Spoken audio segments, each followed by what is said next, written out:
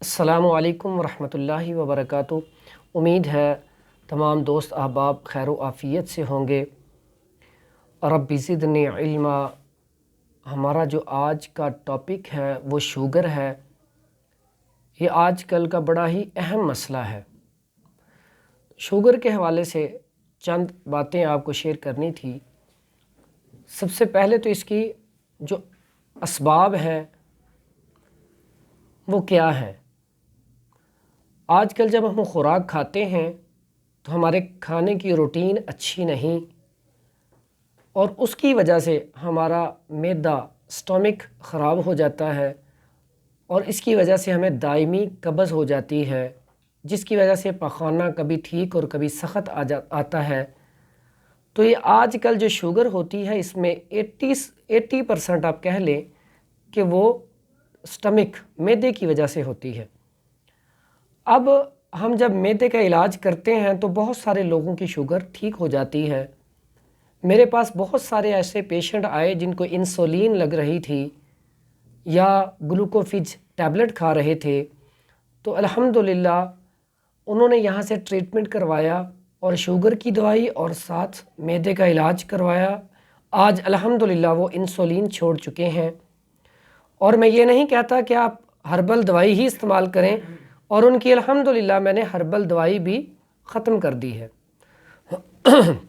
اب اس میں ایک چیز اور نوٹ کر لیں کہ آج کل شوگر جو ہے نا، سب سے زیادہ شوگر جو خطرناک ہے وہ شوگر ہے جب کسی کو کوئی ایسا نقصان ہو، جیسے کسی کا کوئی بھائی فوت ہو گیا ہو، یا کوئی ایسا ایکسیڈنٹ میجر ہو جائے، یا اس کو کاروبار میں ایسا کوئی لاس ہو جائے، تب جو نقصان ہوتا ہے اس کی وجہ سے جو شوگر ہوتی ہے وہ ذرا لینتھی جاتی ہے، بڑے آرام سے بڑی دیر سے اسے آرام آتا ہے۔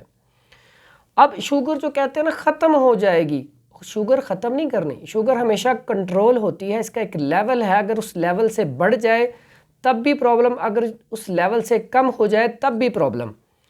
اب یہاں پہ ہمیں چاہیے کہ شوگر جو ہے اس کے لیے سب سے پہلے تو ہمیں ڈائٹ پلان جو ہے اس کے اوپر عمل کرنا چاہیے۔ جو شوگر والا پیشنٹ اسے چاہیے کہ صبح ناشتے میں سوگی بادام کی گری اور میوہ وہ صبح ناشتے میں استعمال کرے، ساتھ چائے کا کپ لے لے۔ نہیں تو وہ دوپہر والا کھانا سبزی گوشت استعمال کرے۔ آج کل سبزیاں چل رہی ہیں، کدو، توری، ٹینڈے، یہ سبزیاں لے لے، یا کریلے، میتھی، یہ سبزیاں بھی لے سکتا ہے، اور اس میں بکرے کا گوشت شامل کر لے۔ اور یہ سبزیاں زیادہ اچھی ہیں جس میں کدو، توری، ٹینڈے، اس میں بکرے کا گوشت ڈال کے سوپ ٹائپ بنا کے صبح دوپہر شام روٹی کے بغیر یہ سوپ استعمال کر لیں آپ 10 دن، انشاءاللہ آپ کی شوگر نارمل پہ آ جائے گی۔ اس کے بعد پھلوں میں پپیتا بڑا بہترین پھل ہے، اسے استعمال کیا جائے۔ اس کے علاوہ پھل عجوا کھجور استعمال کر سکتے ہیں، یا سیب، ایپل کسی ٹائم آپ وہ استعمال کر سکتے ہیں۔ اب اس میں ایک نسخہ میرا بڑا ہی مشہور ہے، وہ کافی عرصے سے میں لوگوں کو دے رہا ہوں، الحمدللہ اس کے رزلٹ بہت اچھے ہیں، وہ میں آپ کے ساتھ شیئر کر دیتا ہوں۔ اسے آپ نوٹ فرما لیں اور وہ آپ بنا کے اسے پیس کے اور اس کے 00 کیپسول بھر لیں، اور صبح دوپہر شام ایک کیپسول استعمال کریں، انشاءاللہ آپ کی شوگر نارمل پہ آ جائے گی۔ وہ نسخہ کیا ہے اس میں آپ نوٹ کر لیں: تخم تمہ، تمے کے بیج، گوند ککر، اس کے بعد تخم سرس، اس کے بعد آپ کلونچی لے لیں، پنیر ڈوڈی لے لیں، اور اس کے بعد آپ برہم ڈنڈی لے لیں۔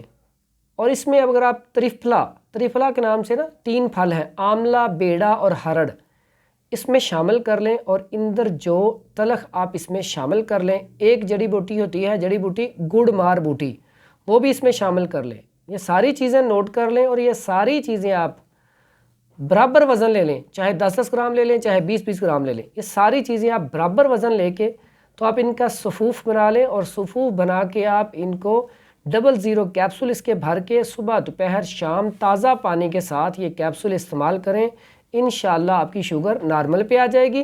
ایک نسخہ مختصر سا میں آپ کو اور شیئر کر دیتا ہوں۔ اس میں آپ بھنے چنے لے لیں 50 گرام، اندرجو تلخ لے لیں 50 گرام، اور بادام کی گری لے لیں 50 گرام۔